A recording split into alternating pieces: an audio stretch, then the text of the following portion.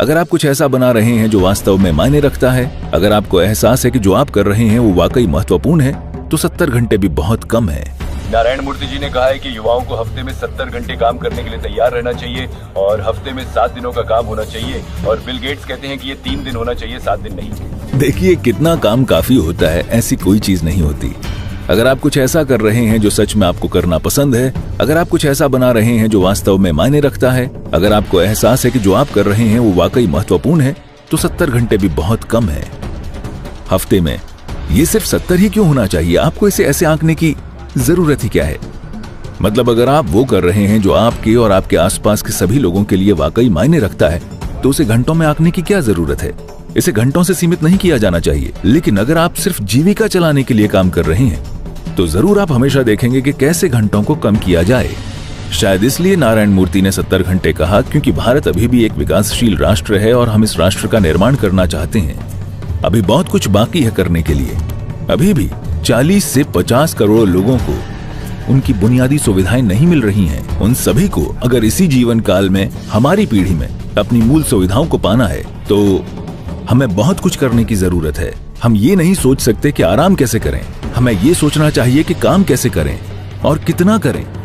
इसी तरह सभी राष्ट्रों का निर्माण हुआ है। आज आप बात कर रहे हैं कि दुबई सुखद है, लेकिन जिस पीढ़ी ने इसकी रचना की है, आपको क्या लगता है कि वे सिर्फ दिन में 6 घंटे और हफ्ते में 5 दिन काम करते थे? नहीं। यूनाइटेड स्टेट्स अभी ग्रह पर सबसे अमीर देशों में से एक है।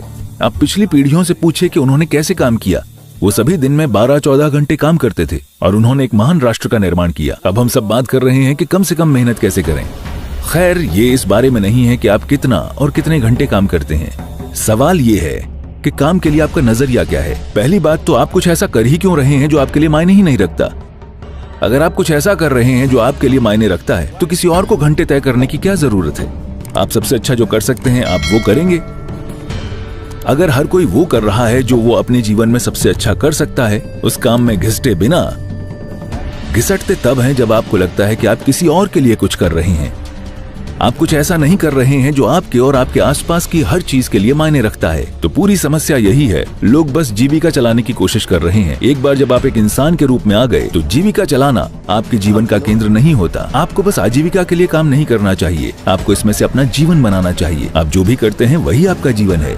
काम और जीवन कहाँ है? इसका मतलब है दिन में 8-10 घंटे आप जीते ही नहीं हैं, बाकी के 8 घंटे आप सोते हैं। तो आप जीते कब हैं? What is that? ये क्या है? काम या जीवन क्या है ये? अगर आपका काम जीवन नहीं है, तो आप इसे कर ही क्यों रहे हैं? मैं ये कह रहा हूँ कि एक बार जब आप इस इंसान के रूप में यहाँ आ गए, तो आपको सिर्फ जीवन जीना चाहिए और हर चीज जो आप करें वो जीवन के लिए मायने रखना चाहिए, इस जीवन के और दूसरे हर जीवन के लिए भी। तब किसी को भी आपके काम के घंटे तय करने की जरूरत ही नहीं है। आप अपनी क्षमता से सबसे अच्छा करेंगे। हर इंसान को अपनी पूरी क्षमता से काम करना चाहिए, न कि ये गिनते हुए कि मुझे कितने घंटे काम करना चाहिए और कितने